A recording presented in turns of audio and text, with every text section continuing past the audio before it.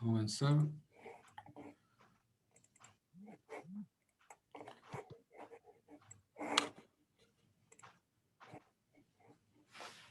Habíamos avanzado harto.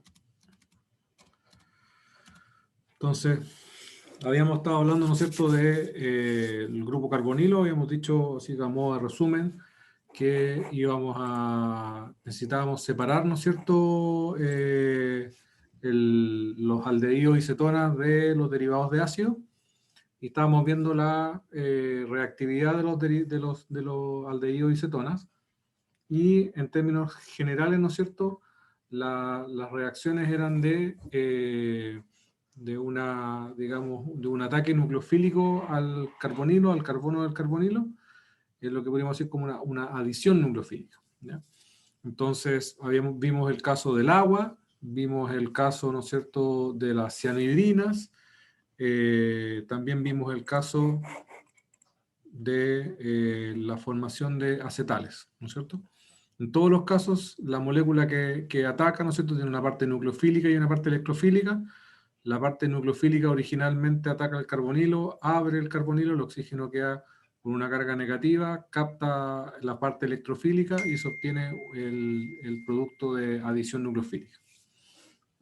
Entonces, esa es más o menos siempre la idea, ¿ok? Entonces, ahora vamos a ver adiciones de aminas al grupo carbonilo. ¿Okay? Las aminas pueden reaccionar con aldehídos y cetonas para formar una serie de compuestos dependiendo de la identidad de la amina. ¿Okay?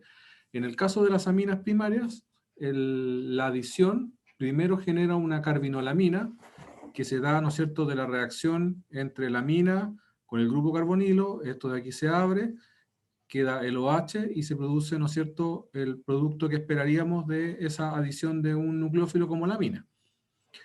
Sin embargo, la carbinolamina es relativamente inestable. Estamos hablando de un átomo de carbono que tiene una unión a un oxígeno y a un nitrógeno, y eso lo hace bastante inestable.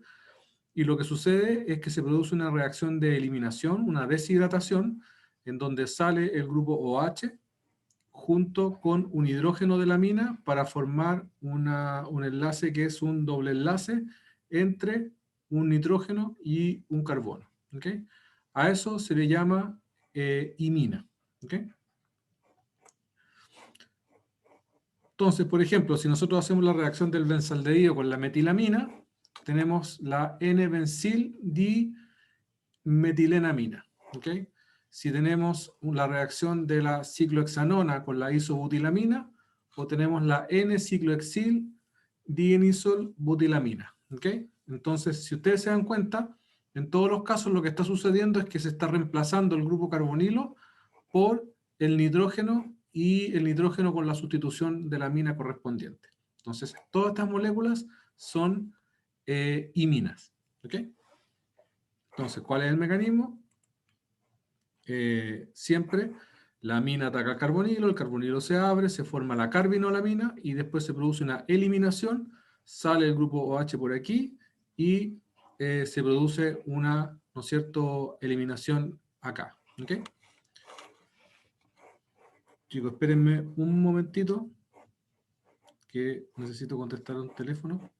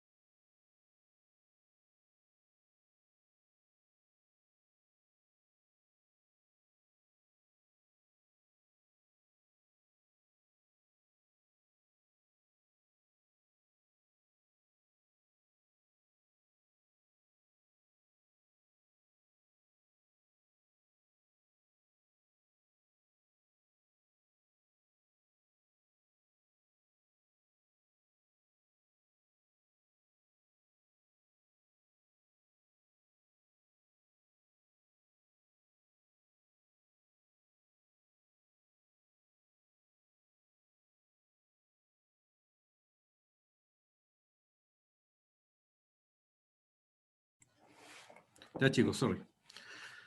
Entonces, tenemos, ¿no es cierto?, esa eliminación. Recuerden que la eliminación se produce porque la carbinolamina no es lo suficientemente estable, ¿ya? Y el doble enlace es mucho más estable. Entonces tienen un sistema, ¿no es cierto?, donde están como arribita de un cerrito y un poquito de temperatura, ¿no es cierto?, es suficiente para que se produzca la eliminación. Normalmente la eliminación se produce in situ. Eso significa que uno hace la reacción con la mina y la carbinolamina en la práctica es una suerte de intermediario, se podría decir. Se produce, pero muy rápidamente se elimina hacia la imina. ¿Okay? Es decir, no se aísla. En la mayoría de los casos no se aísla. ¿Okay? Aquí hay algunos casos, ¿no es cierto?, de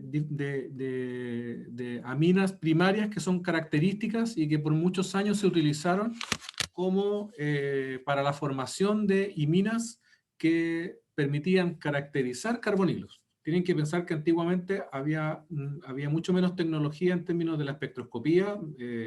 El próximo semestre vamos a hablar de resonancia magnética, vamos a hablar de infrarrojo, vamos a hablar de todas esas técnicas que permiten determinar la estructura de las moléculas, pero en su momento identificar una molécula orgánica era relativamente complejo, ¿ya? Entonces, o no relativamente, era bastante complejo, sin estas técnicas. Entonces se recurría mucho a la formación de compuestos para después comparar, por ejemplo, puntos de fusión de sólidos cuando estábamos hablando de líquidos, por ejemplo. Entonces hay muchos aldehídos y cetonas que son líquidos y se formaban estos derivados del amoníaco, o sea, se hacían reacciones con aminas primarias derivadas del amoníaco para formar sólidos cristalinos que después pudiesen ser caracterizados por puntos de fusión y a partir de la comparación de puntos de fusión determinar la identidad del carbonilo. Por ejemplo, si uno hacía una reacción de acetona o con una hidroxilamina, por ejemplo, se producía una oxima característica de la acetona. ¿Okay? Y esa oxima formaba cristales y esos cristales se podía medir un punto de fusión y mediante el punto de fusión uno podía decir, tiene forma la oxima con punto de fusión tanto. Y si esto, además lo hago con una fenilhidracina, como aparece ahí en la tabla, o con una semicarbacida, y también me dan los puntos de fusión que son característicos para esos compuestos de las acetonas, entonces confirmo la estructura. Entonces, antiguamente pasaba mucho eso, se hacían reacciones digamos, de rompimiento de la molécula, de degradación de la molécula, hasta llegar a moléculas conocidas, y esas moléculas conocidas se caracterizaban en base a la formación de estos tipos de compuestos, ¿ya? Entonces, esto es algo que de hecho nosotros en el laboratorio de docencia, ¿no es cierto?, cuando hacemos estos prácticos en presencial, es una de las cosas que hacemos. Tomamos, por ejemplo, varias cetonas o aldehídos y hacemos reacciones con hidroxilamina, con fenilhidracina y con semicarbacida. En el caso de la fenilhidracina es bien interesante porque la molécula es una molécula que es coloreada y que genera cristales muy coloreados con las cetonas y reaccionan muy fácilmente y muy escandalosamente, podríamos decir. Forman una tremenda cantidad de sólidos súper fácil. Y esos sólidos los podemos filtrar, los podemos secar y después podemos medir puntos de fusión. ¿Okay? Pero en todos los casos es exactamente lo mismo. Si ustedes se dan cuenta, tenemos la amina primaria, en donde en vez de tener un grupo alquilo, tenemos un grupo, por ejemplo, OH en el caso de la hidroxilamina, o un grupo NHC6H5, o sea, una fenilhidracina, o, ¿no es cierto?, una semicarbacida, que también es un enlace entre otro nitrógeno con una especie como de amida doble, podríamos decir. ¿Okay? Y se producen estas oximas, fenilhidrazonas y semicarbazonas, que son los productos de estas reacciones. ¿Okay? Luego, ¿qué sucede si tenemos una amina secundaria? Si tenemos una amina secundaria, hacemos la reacción, se vuelve a formar una carbinolamina, pero tenemos la dificultad de que en esta amina secundaria, el único hidrógeno que tenía la molécula, la amina, perdón, se perdió.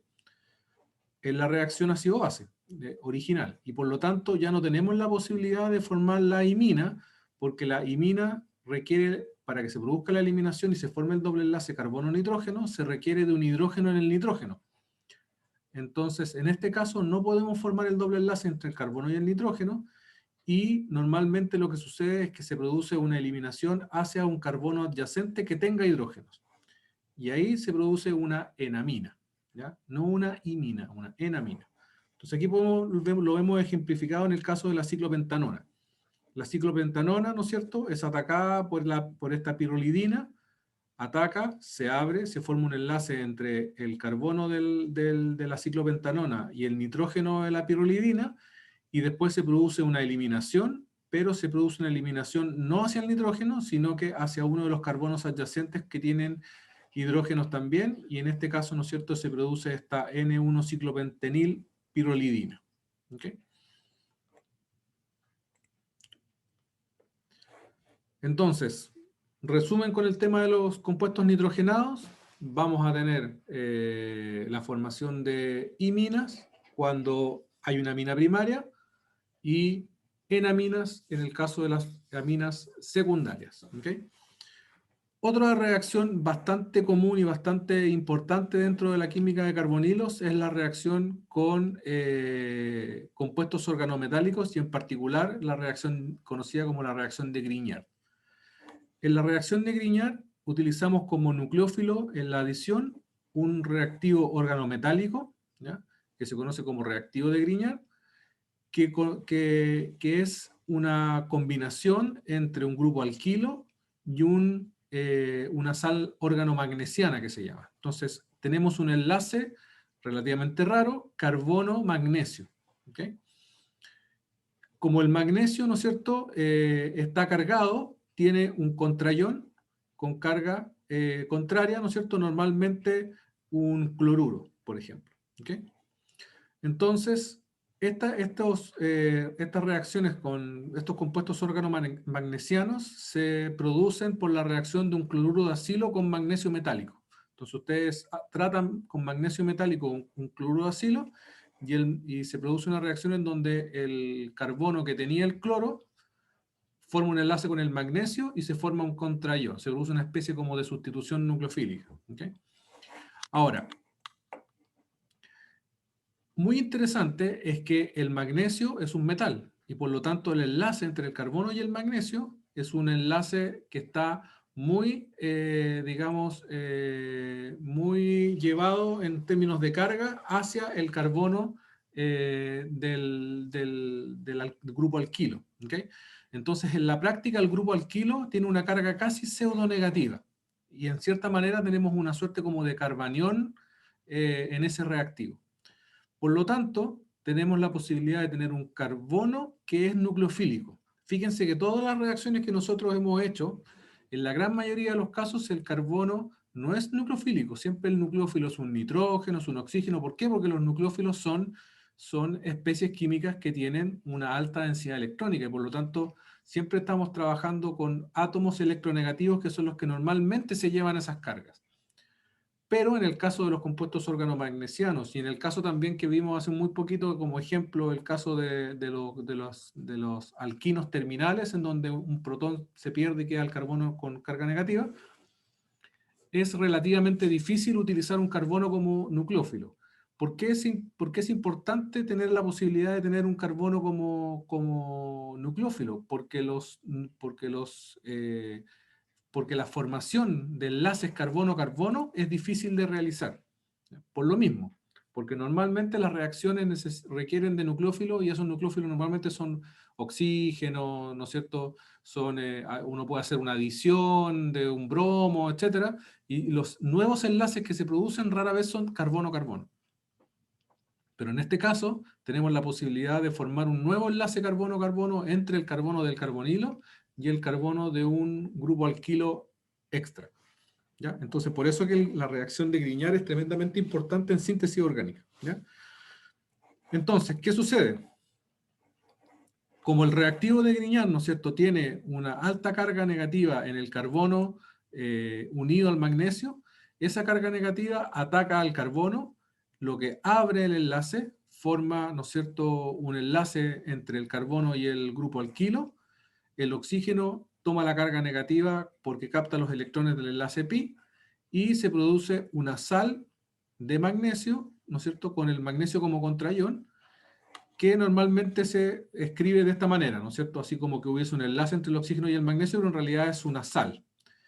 Esta reacción se hace en un medio superanhidro, normalmente se hace en éter seco, en éter anhidro, y el producto, el producto, al ser una sal, precipita. Esa sal que precipita se recoge, se guarda, y luego se trata con un medio ácido para permitir que esta sal se abra en el medio acuoso y pueda el oxígeno captar un protón y formar el alcohol. Entonces el producto final de la reacción de Grignard con un grupo carbonilo, aldehído o cetona, es la formación de un alcohol. ¿Okay? En donde ahora este alcohol tiene en este carbono, ¿no es cierto?, el grupo alquilo que entró, más los dos grupos que tenía la cetona originalmente. ¿Okay? Entonces, no veo mucho aquí, está medio... Es bien chiquitito el... Entonces aquí hay algunos ejemplos, ¿no es cierto?, de la reacción de Grignard. Por ejemplo, tenemos la reacción de Grignard con un aldehído, específicamente con el formaldehído, y ahí el grupo R, ¿no es cierto?, ataca al formaldehído, se produce la sal de magnesio, la sal de haluro de alcoximagnesio, y se produce el alcohol primario. Si ustedes se fijan, en cierta manera lo que hicimos fue agregar un grupo CH2 o H a este grupo alquilo que estaba originalmente en el reactivo de Grignard. ¿Okay? Entonces, esto me permitió a mí extender ¿no es cierto?, la cadena carbonada de este grupo alquilo. ¿Okay? Aquí tenemos el mismo caso, por ejemplo, cloruro de ciclohexil magnesio con formaldehído, y obtenemos un enlace entre el grupo ciclohexil con el CH2 o H que viene del formaldehído. Si el aldehído tiene un grupo, si el aldehído ahora no es formaldehído, sino que es un aldehído normal donde tengo otro grupo R unido aquí, entonces voy a tener también, ¿no es cierto?, en este caso una amina ahora secundaria. Antes teníamos una amina primaria, una amina secundaria, y esta amina secundaria tiene, ¿no es cierto?, tiene, ¿no es cierto?, perdón, un alcohol secundario, en donde tenemos los dos grupos alquilo, R' más el órgano magnesiano, que se termina con un alcohol secundario. Entonces, en la reacción con el formaldehído obtenemos un alcohol primario. En la reacción con un aldehído, digamos, con un aldehído normal, tenemos un alcohol secundario. ¿Ya? Si la reacción ahora la hacemos con una acetona, que lo único que estamos haciendo es ir agregando grupos alquilo al grupo carbonilo, aquí teníamos dos hidrógenos, aquí tenemos alquilo hidrógeno y aquí tenemos alquilo alquilo. Cuando lo hacemos con una acetona, el producto ahora es un alcohol terciario. El grupo R que entra, más los dos grupos R que estaban originalmente en la acetona. ¿Okay?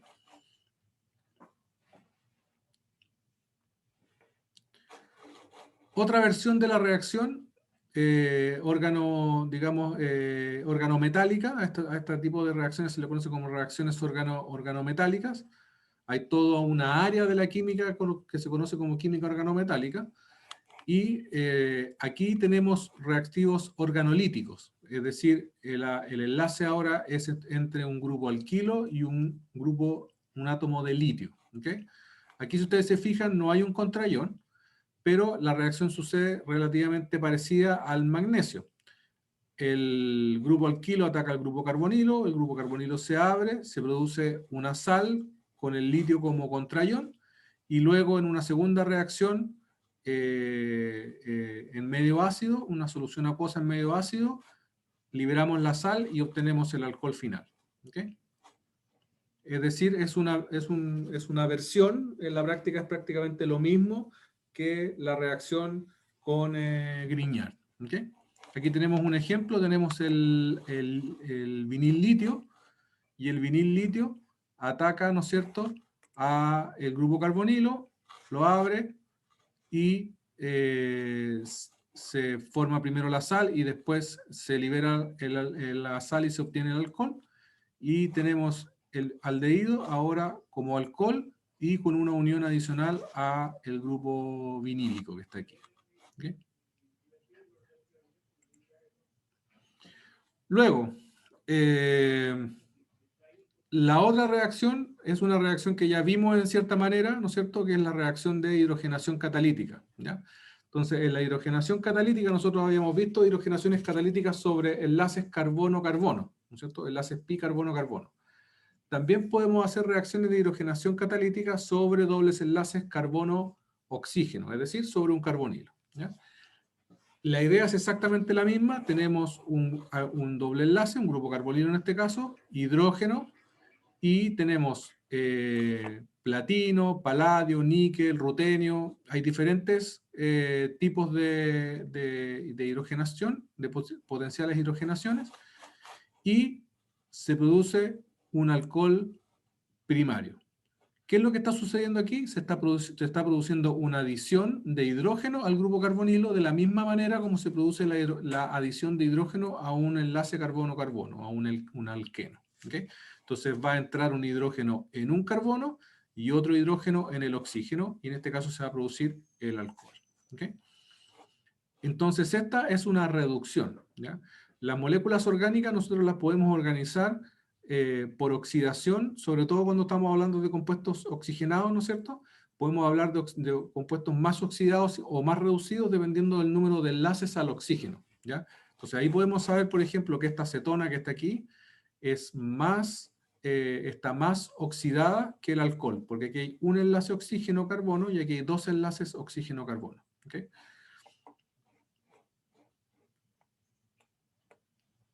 Luego, una alternativa a la hidrogenación catalítica es también la reducción de grupos carbonilos mediante hidruros. Y aquí tenemos dos tipos de reactivos de hidruro que se utilizan con mayor, digamos, con mayor frecuencia. El primero es el borohidruro de sodio, que es el que se utiliza normalmente cuando es posible porque es bastante fácil de usar, es poco peligroso, es bastante lábil, no destruye otros grupos funcionales en términos generales, y no así el que vamos a ver un poquito más adelante. Y el efecto es esencialmente el mismo que en el de la hidrogenación catalítica. Vamos a adicionar un hidrógeno en un carbono y un hidrógeno en un oxígeno y vamos a obtener el alcohol. En un aldehído vamos a obtener, por ejemplo, un alcohol primario. En una acetona obtendríamos un alcohol secundario. ¿Okay? Entonces, estas reacciones funcionan bastante bien con borhidruro de sodio. ¿Ya? El mecanismo de la reacción con borhidruro de sodio es un poquito más complejo. Se produce una adición, ¿no es cierto?, del hidrógeno, por eso que se llaman hidruros, porque lo que tenemos en la práctica son donores de átomos de hidrógeno con carga negativa, hidruros, y esos hidruros se adicionan al carbono, se produce un enlace carbono-hidrógeno, y el contraión es este borato que normalmente reacciona con más grupos carbonilo porque todavía le quedan 3 hidruros, entonces vuelve a reaccionar con otros grupos carbonilos y eventualmente se obtiene un tetraalcoxiborato. ¿Ya? Este tetraalcoxiborato precipita y mediante una reacción con agua y normalmente con un poquito de ácido, se hace la reacción que permite que esta sal, este tetraalcoxiborato, rompa los enlaces oxígeno-boro y se reemplacen por hidrógenos y se obtengan finalmente los alcoholes. En cierta manera hay que hacer el mismo show con las cianhidrinas o con los que estábamos viendo hace poquito también, ¿no es cierto?, con las reacciones de Grignard, ¿no es cierto?, o líticas, etcétera. Siempre se forma esta sal y después tenemos que hacer la reacción con agua. ¿Ok?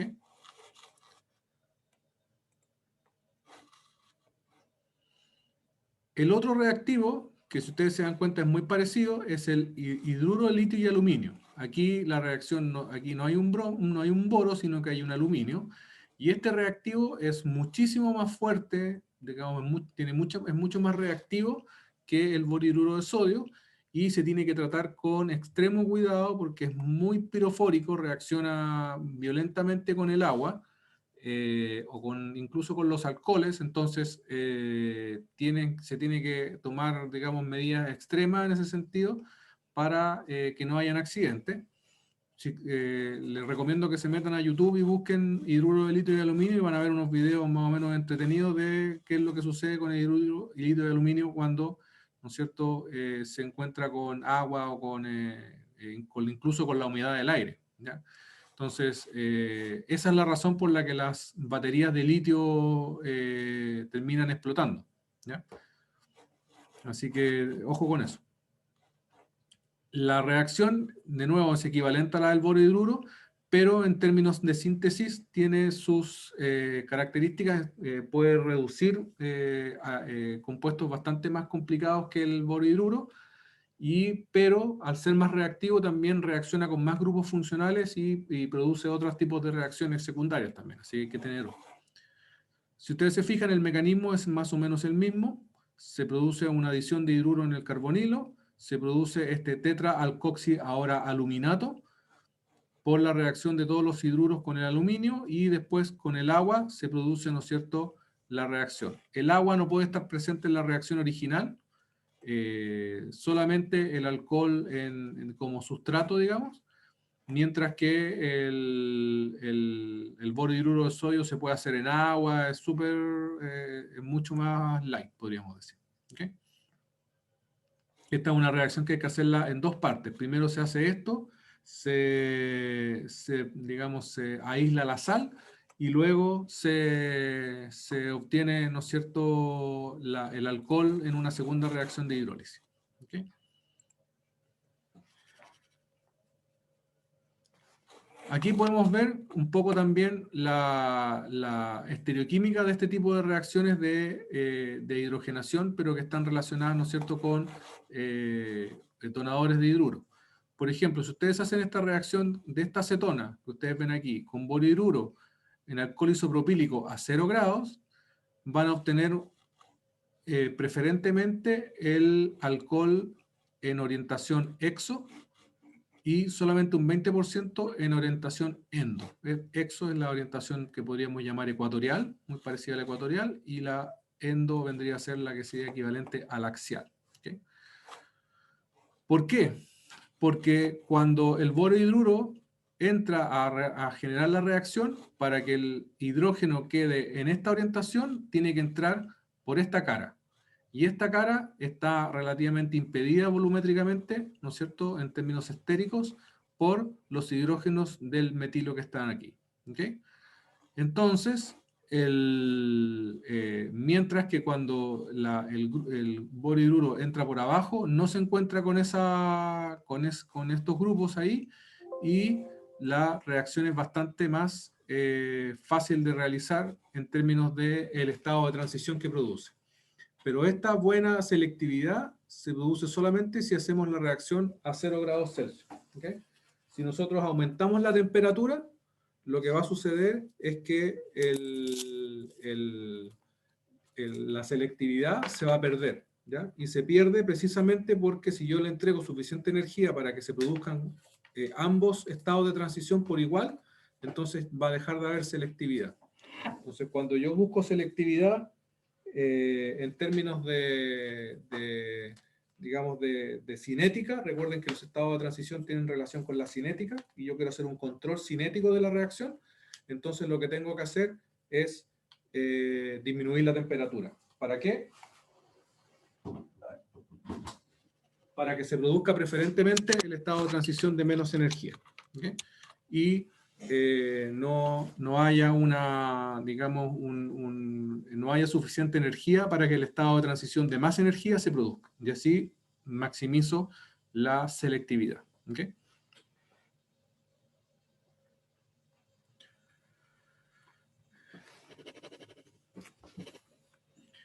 Ya chicos, solamente voy a introducir el tema de los derivados de ácido, ¿ya? Para que podamos comenzar a verlo mañana. Y en lo que me voy a enfocar ahora es esencialmente en las diferencias que hay entre la química que estábamos viendo hace un poquito atrás, de aldehídos y cetonas, con la de los derivados de ácido. Entonces, primero, ¿por qué un derivado de ácido es distinto de un aldehído o una cetona? La razón es que al tener un heteroátomo unido al carbono, nosotros tenemos la posibilidad de estabilizar el grupo carbonilo por resonancia, porque los heteroátomos tienen normalmente pares de electrones libres que les permiten estabilizar mediante resonancia a un átomo cercano que está con déficit de electrones. Entonces, si nosotros lo vemos aquí ¿no es cierto?, de la parte de abajo, podemos ver, ¿no es cierto?, este grupo heteroátomo, está X, que tiene un par de electrones, y cuando el oxígeno se lleva los electrones, ¿no es cierto?, como una de las posibles formas resonantes que habíamos visto para el carbonilo, y el carbono queda con una carga positiva, esta forma resonante se puede estabilizar con una tercera forma resonante, en donde el carbono, el heteroátomo entrega ese par de electrones y se lleva esa carga positiva, ¿okay?, estabilizando al carbono, dejándolo neutro, ¿ya? Esa tercera forma resonante no está disponible en aldehídos y cetonas, ¿ya? Y por lo tanto, eso tiene un impacto en cómo los derivados de ácido van a reaccionar, ¿ok? Entonces, ¿cómo es esta estabilización? Obviamente va a depender de la identidad del compuesto que haya, digamos, del heteroátomo que está unido al átomo de carbono, ¿ya?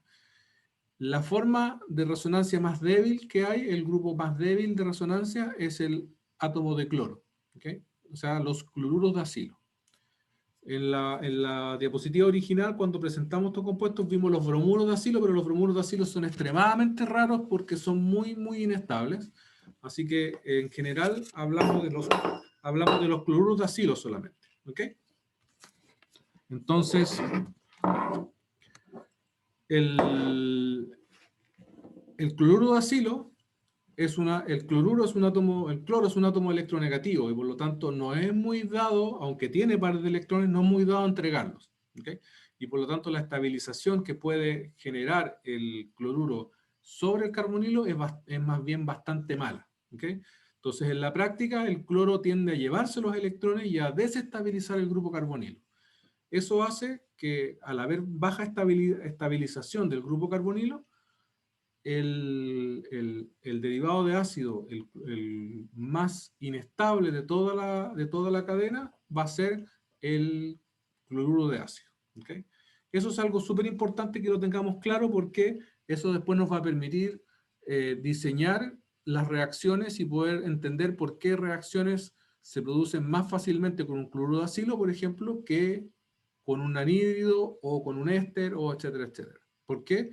Porque el cloruro de acilo es mucho menos estable y por lo tanto más reactivo. Recuerden que estabilidad, ¿no es cierto?, es lo contrario en la práctica de reactividad. Mientras más estable algo, ¿no es cierto?, menos reactivo. Mientras menos estable algo, más reactivo, ¿ok? Ahora, si nosotros vemos al segundo en la lista, que es ¿cómo se llama?, el anhídrido, en donde tenemos un grupo acilo aquí con otro grupo acilo acá, unidos por un átomo de oxígeno.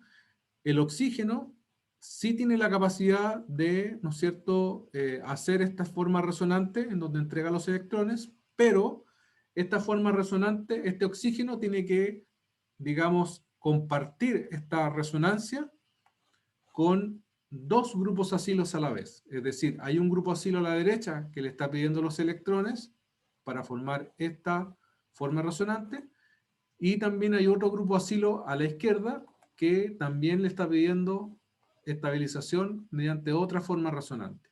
Por lo tanto, el oxígeno es eficiente en hacer la estabilización, pero es menos eficiente que si lo comparamos con un éster, en donde el éster tiene ese mismo oxígeno para estabilizar, pero no tiene que compartirse entre dos grupos acilo, sino que solamente para el grupo, para un solo grupo acilo. ¿Okay? Entonces, los anhídridos son más estables que los cloruros de acilo, pero son menos estables que los ésteres.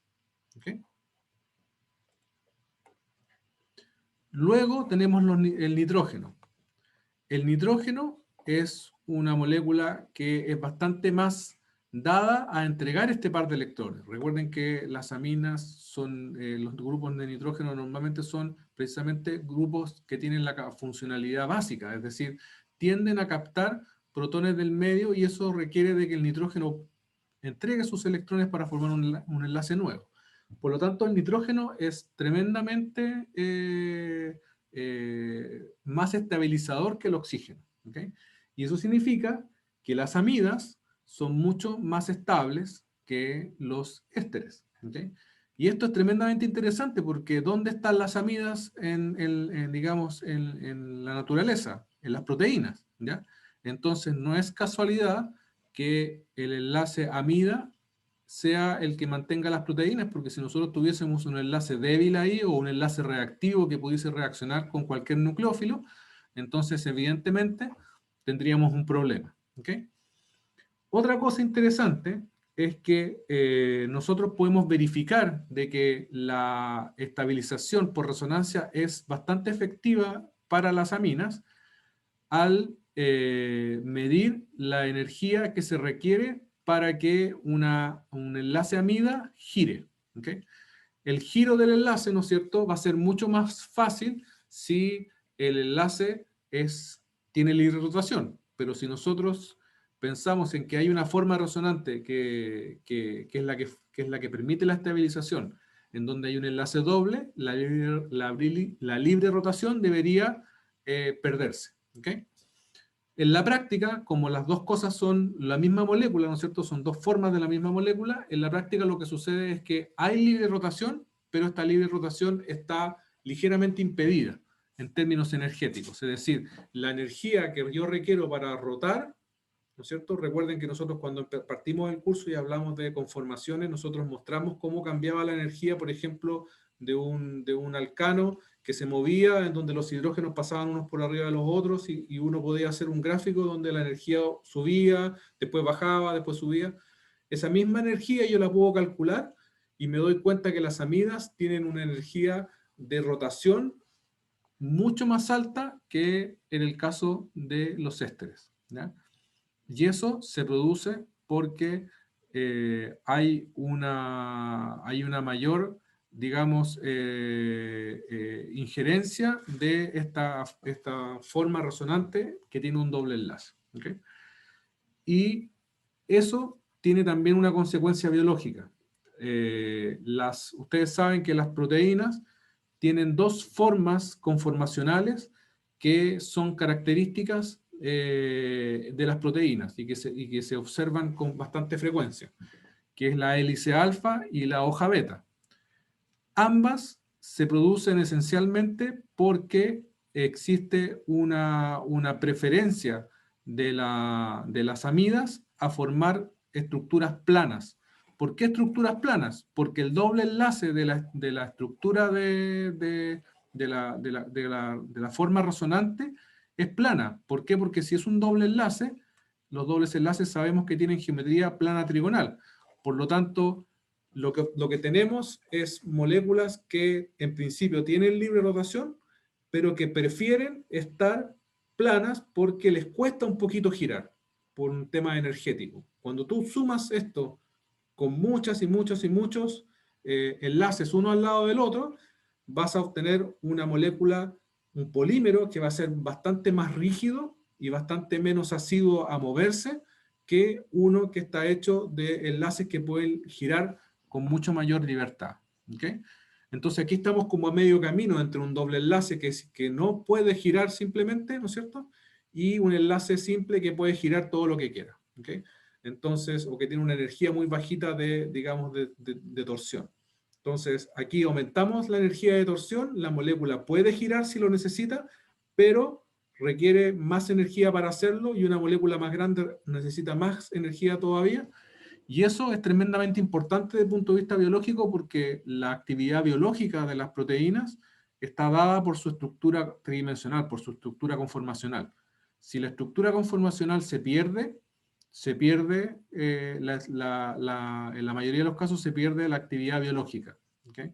Por lo tanto, se produce lo que se conoce como una desnaturalización de la proteína. ¿Okay? La proteína deja de tener, aunque estructuralmente en términos de enlaces sigue teniendo los mismos enlaces, funcionalmente ya no tiene la capacidad de tener la actividad biológica porque el sitio activo, que estaba conformado por una parte de la proteína, ahora ya no tiene forma porque la conformación, que es la forma de la molécula, se perdió. ¿Okay? Y la rigidez de los enlaces carbono-nitrógeno en las amidas, y por lo tanto en los enlaces peptídicos, es tremendamente relevante en ese sentido para poder hacer para poder tener estas proteínas, estos polímeros, mucho más, digamos, más rígidos y con mayor estabilidad conformacional. ¿Okay? Y finalmente tenemos a los ácidos carboxílicos. Los ácidos carboxílicos son los que tienen una mayor estabilización, son los que están más abajo en la escala de estabilidad, ¿no es cierto? Son los más estables de todos. Y son y la razón de por qué tienen esta estabilidad es porque los oxígenos, al tener, digamos, los ácidos carboxílicos, al tener la posibilidad de perder un protón, y particularmente los carboxilatos, ¿no es cierto?, la base conjugada del ácido carboxílico, tiene dos oxígenos que están estabilizando en la práctica del carbonilo. Cuando uno de los oxígenos se lleva los electrones, el otro apaña y coloca los electrones. Cuando el otro se lo lleva, el del otro se lo acaba. Y así. Entonces, esa es la forma más estable.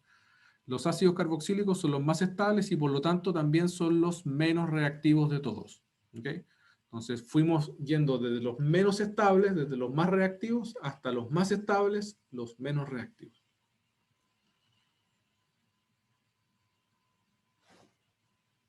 Entonces, la estabilidad y la reactividad de los ácidos carboxílicos.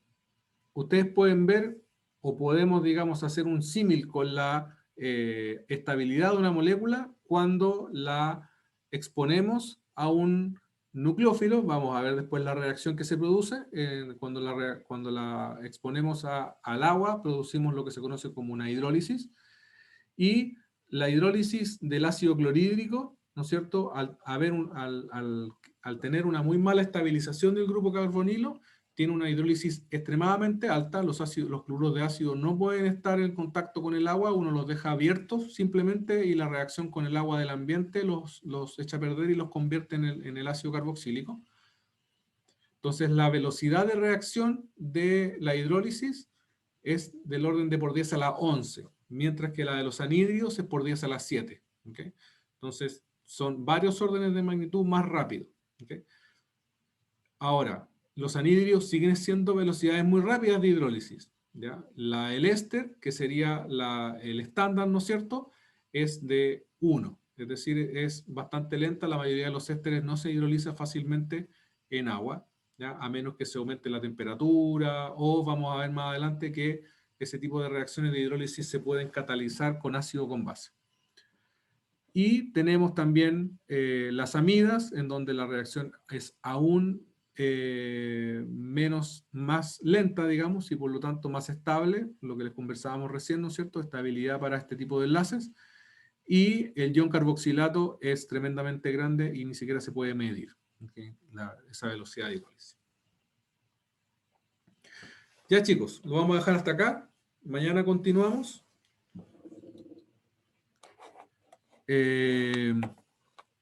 ¿Para cuándo había quedado la prueba? Se me había olvidado.